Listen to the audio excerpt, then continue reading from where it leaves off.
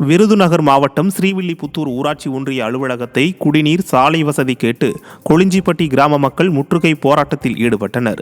70க்கும் மேற்பட்ட குடும்பங்கள் வசிக்கும் அந்த கிராமத்திற்கு கடந்த 3 மாதங்களுக்கும் மேலாக முறையாக குடிநீர் விநியோகம் செய்யப்படவில்லை.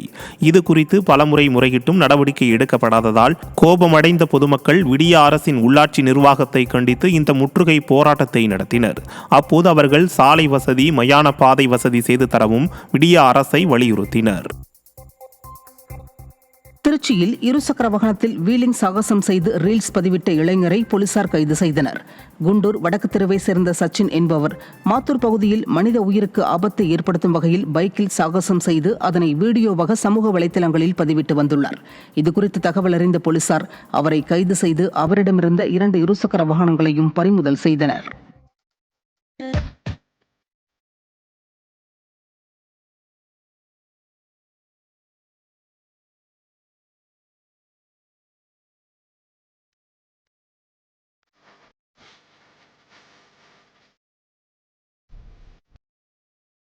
ஜெயங்கொண்டம் அருகே குடிநீர் வராததை கண்டித்து பொதுமக்கள் காலி குடங்களுடன் அமர்ந்து சாலை மறியல் போராட்டத்தில் ஈடுபட்டனர்.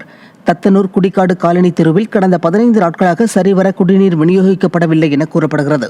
இதுகுறித்து பலமுறை ஊராட்சி நிர்வாகத்திடம் தெரிவித்தும் எந்த ஒரு நடவடிக்கையும் எடுக்காததால் ஆத்திரமடைந்த கிராம மக்கள் திருச்சி சிதம்பரம் தேசிய நெடுஞ்சாலையில் காலி குடங்களுடன் அமர்ந்து விடிய அரசுக்கு எதிராக கோஷங்கள் எழுப்பி மறியலில் ஈடுபட்டனர்.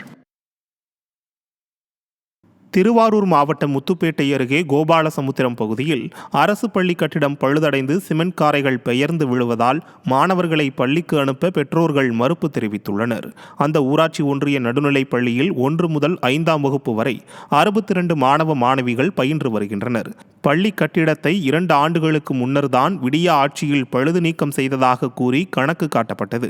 இது குறித்து பலமுறை புகார் செய்தும் நடவடிக்கை இல்லாததால் விடிய அரசுக்கு எதிர்ப்பு தெரிவிக்கும் வகையில் பெற்றோர்கள் மாணவர்களை பள்ளிக்கு அனுப்ப மறுப்பு தெரிவித்துள்ளனர். ஒரு 20 வருட காலமாக ஒரு பில்டிங் கட்டி ரொம்ப பழுதடைஞ்சிருக்கு. இதுக்கு பிள்ளைங்களை அனுப்புறதுக்கு ரொம்ப அச்சமாக இருக்குது. எத்தனையோ தடவை அதிகாரிகளுக்கு விண்ணப்பம் கொடுத்தாச்சு. இது வரைக்கும் எந்த விதமான ஒரு நடவடிக்கையும் எடுக்கவே இல்லை. ரொம்ப பழுதடைஞ்சிருக்கு. பெற்றோர்கள் இங்கே அனுப்புறதுக்கு நாங்கள் ரொம்ப அச்சப்படுறோம். அதனால் பிள்ளைங்க இப்போ மரத்தடியில் தான் உட்காந்துருக்காங்க. இதுக்கு சரியான ஒரு நடவடிக்கை எடுத்து எங்களுக்கு கொடுக்கணும் அரசாங்கம். அது வரைக்கும் நாங்கள் இந்த பிள்ளைங்களை இந்த பில்டிங்கில் நாங்கள் உட்கார அனுமதிக்க மாட்டோம்.